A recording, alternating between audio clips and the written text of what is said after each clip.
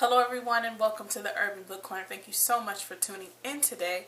If you're not a subscriber of mine, make sure you subscribe to the channel. I will be bringing a book review to you all every Tuesday. So if you want to stay current with what I'm reading and what we're talking about for that particular week, make sure you subscribe to the channel. But without further ado, we're going to go ahead and get into the video. Hope I don't make this one long as well, but hey, we're here to talk about books, so whatever the length is, we just gonna go with it. Up for discussion today is the Prada Plan 2. Leah's story. Some of you guys who followed me from my last channel over to this one know that I read Prada Plan 1 and I loved it. It did leave me hanging in the book, so I was really ready to read 2 and I ran through 2. I think I finished this in a day and a half. This book was a great book and it just kept me wanting to know what was going to happen next. I would sit the book down and then I would think, okay, what's going to happen next? So I would pick it back up and start reading it again. So it's definitely a good book. Of course, all of the characters who were in the last book show up in this particular book. There are a couple of characters who were spoke of within the first book and then show their face within this book. So I definitely like that as the stories go along, the people that you've heard about in the beginning and now in this book are starting to show themselves within the book. So of course we have Yaya Deshaya. And just to give you guys a quick overview, if this is your first time seeing the past review, basically you had this young lady who had a rough life. She fell in love with this man named Indy and she ended up getting pregnant, and they just went through their ups and downs within their phase within the first book. They had a lot of trials and tribulations within the relationship and just building some type of trust and a common understanding between the two of them. Within this book, it's circled around Leah, and Leah is the person who caused all the strife and pain to the relationship. And it's kind of giving you a backing to who she is as a person. But like I said, the last review, I don't care nothing about no Leah. I don't want to know nothing about her history. There is nothing that can suffice a person to be the way that she is. She is just wrong. However, did let me see that she's just off. She's just crazy. She does not have her mind. She has snapped, and things that she is doing is because of she's just crazy. So basically, I hope I don't spoil it for anybody, but I'm going to talk about this book. Leah went through a rough upbringing, and her mother was a prostitute as well as Yaya's mother. You can say a pimp, whatever had her. She was a prostitute, and the pimp that also pimped out Yaya's mother also pimped out Leah's mother. So they have that common ground, that common understanding. You kind of see why she's so hateful towards Yaya and why she's always just out to get her and basically wants Yaya's life.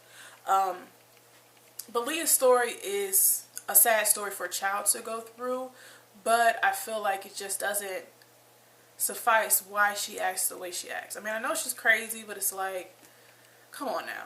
Like, there has to be some type of common sense. You had it back then. Something has to be there. It's just, I just don't like Leah. She just does so much stuff for herself. It's just so selfish in how she treats Yaya. And I actually like Yaya. In the beginning, I was kind of iffy about her, but I actually like her. And it's like, why are you jealous? Like, why are you all up on her back like that? I really don't understand why Leah is that way. Within this book, of course, you still have Indy, and Indy goes through a lot within this book. Within the last one, he didn't have to go through too much. He lost his brother with the last book. But this one, he goes through a lot as far as with his freedom and with their baby and just dealing with Leah. And I'm not going to spoil it, but just dealing with Leah and dealing with Yaya at the same time. Dealing with a friend of his that he made that basically crossed him and went behind his back and tried to take from him. He deals with a lot within this book. Last book was a lot about Yaya and what she went through. To me, I felt like this book was more about Indy and a lot of the things that he had to go through. Yaya did have her times where she had to go through certain things, but I really felt bad for Indy. Even though his lifestyle is not the best lifestyle, he's a genuine person, and I hated to see him going through what he had to go through, and he's still going through. I'm not going to spoil the end of the book, but I'm telling you guys, the very end of this book had me going crazy. I had to sit back and say, what? And now I can't wait to read the third one. I've already put in the request for the third one to come to me. All in all, I'm loving the book. I think this book to me is a little bit better than the first one, and I like that. When someone is able to trump what they did in the beginning, and the first book was just as good, I like that about an author. I feel like the first book was a good book. This one trumped that one, and I'm hoping that the third one does the same. Some of the stories are a little bit drawn out, and it's kind of just like, I'm really over Leah. Like, I'm really over, you know, when you just get a character and you're just like, I'm over this character. Oh, I'm so over her. I don't want her to die. I just want her to go to like a mental hospital and stay there for life. I'm over her. So I'm hoping that they hurry up and get rid of her, because, oh Lord, she is just a lot. She's a lot to handle. And I think that if they get rid of Leah, it's kind of like, what else can they write about? Because a lot of the themes and the turmoil that is going on within the book, she's causing all of it. So I know that she's probably a key person within the book, but it's just like, come on now.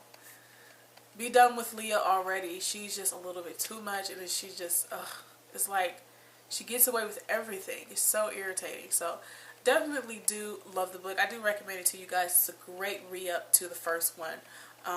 Would I read this book again? Would I buy this book? Definitely. I would buy the first one as well. They are great books. It's a great read.